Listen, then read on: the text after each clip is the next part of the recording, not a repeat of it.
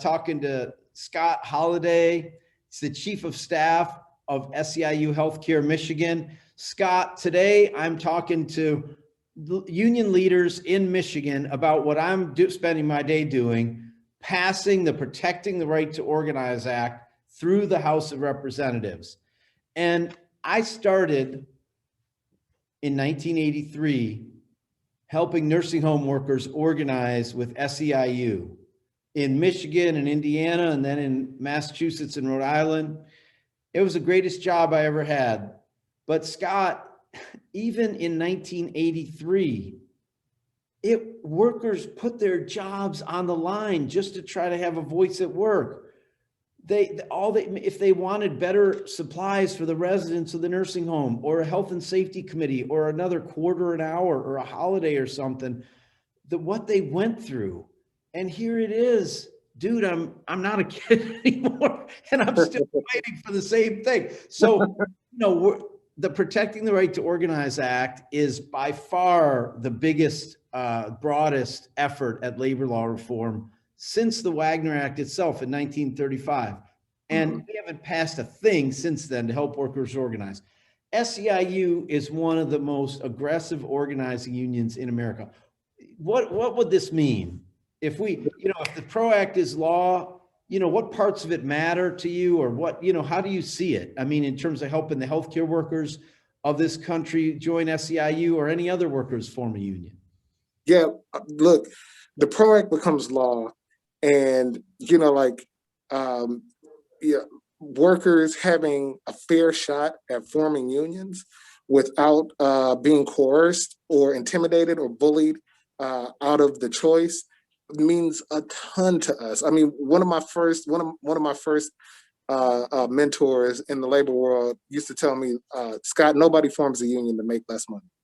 And we still find that true today. And every time I talk to a worker on a campaign, everybody knows that's a basic truth about unions, is that this is one of the vehicles that people can use to improve their life and their livelihoods dramatically, and have a say at their jobs. And so, there's no surprise today that union density is so low across America and across Michigan. Corporations and employers have incredible power and incredible leverage in staying off union conversations and staying off workers that want to engage with them over the conditions that they work in.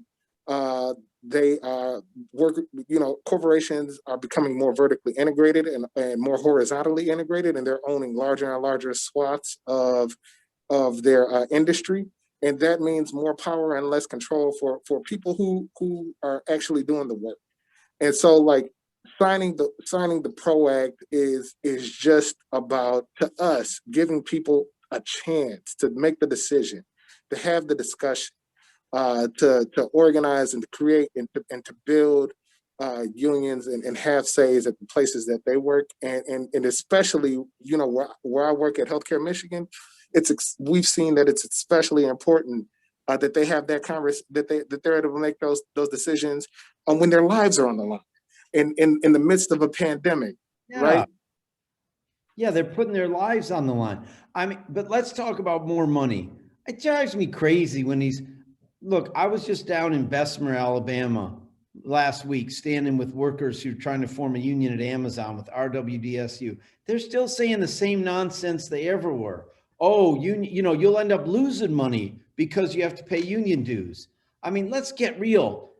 The women who are in unions versus not, they make $11,700 more a year. $11,700. African-American workers make $11,000 more a year. Latino workers make $14,000 more a year if they're in a union than not in a union. The dues are nothing. This is real money, and workers need the power to be able to get the money. But like you say, it's about so much more than money. It's about safety. These workers at Amazon, Scott, Amazon saying $15 an hour. We pay $15 an hour. Okay, thank you. That's fine. How about letting your workers go to the bathroom? Yeah, How about yeah, giving them more than 10 minutes to eat lunch? that's right. I mean, it's inhumane the way the working conditions are in there. When I met with those workers, I could not believe it. It's about human dignity, right? That's right. That is Wow. right.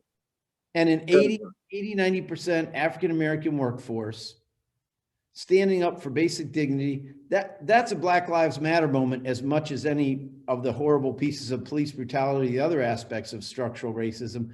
I mean, that was amazing. We actually met a worker who had lost his job the day before, and he didn't even know why. yeah, And he was active in the union drive. I mean, if a PRO Act was passed, the NLRB could go get an injunction and put him right back in the job until after the election was over. that's right. That's Because right. fire people not to fire the individual to scare all the other workers, right? That's right. That is exactly right. That's exactly right. And that happens time and time again on union organizing drives. And it's one of the ways that employers bully people out of making that choice and out of ensuring that they are that they have a seat at the table. Um, and so that is just, like, that is a fantastic piece of the PRO Act that I think I really that really enhances the ability for us to be able to help people form unions. Another thing is ensuring that we overturn right to work and make that racist law defunct. Like, that is one of the ways that another linchpin of weakening worker power and weakening worker voice. And I'm extremely excited to see that. I'm so glad you raised that because no one else has raised that in these conversations. But friends, the PRO Act does away with what I call right to freeload or so-called right to work, which really was a Jim Crow deal to try to prevent Black and white workers from organizing together, to keep Black workers down, to keep workers divided, and to weaken workers' organizations. And all we're saying is, let a union and a company freely negotiate. If they want to agree that all the workers pay their fair share for administering the contract, they can do that. Isn't this America? Isn't there freedom of contract? Don't we believe that if the union by law has to provide everybody equal services, whether you're a member or not, that it's fair if they want to negotiate for everybody to pay their fair share to administer the contract? Let's go. Yeah, yeah, absolutely, absolutely, for 100% agree. Right, like, this is an instance in which not only is there right to work on the books, but now the National Labor Relations Board have administrative laws that make it easy for employers who think that a union has been weakened enough by right to work,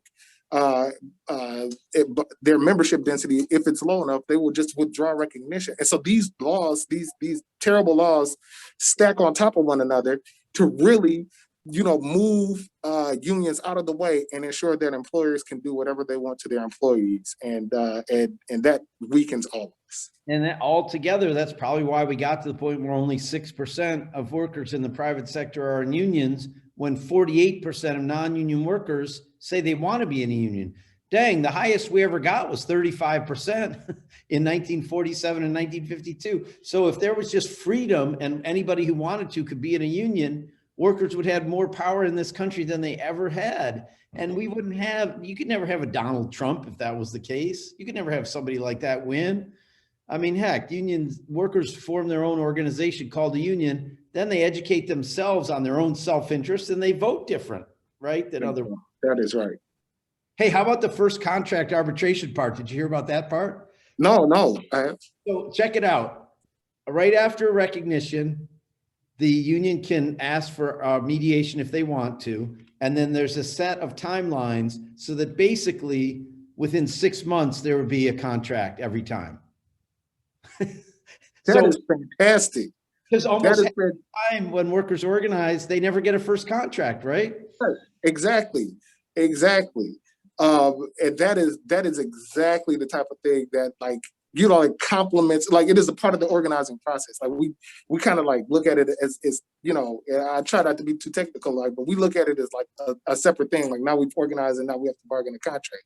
But actually that first contract is still a part of the organizing process. It is when those people decide what is important to them and what kind of changes they like to see happen at their workplace. And a big part of that is stalling long enough to ensure that they never see that first contract.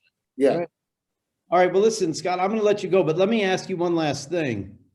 So we passed this in the House. That's step one, right? Step three, we know we got, because Joe Biden's ready to sign this darn piece of legislation. How are we going to get step two done?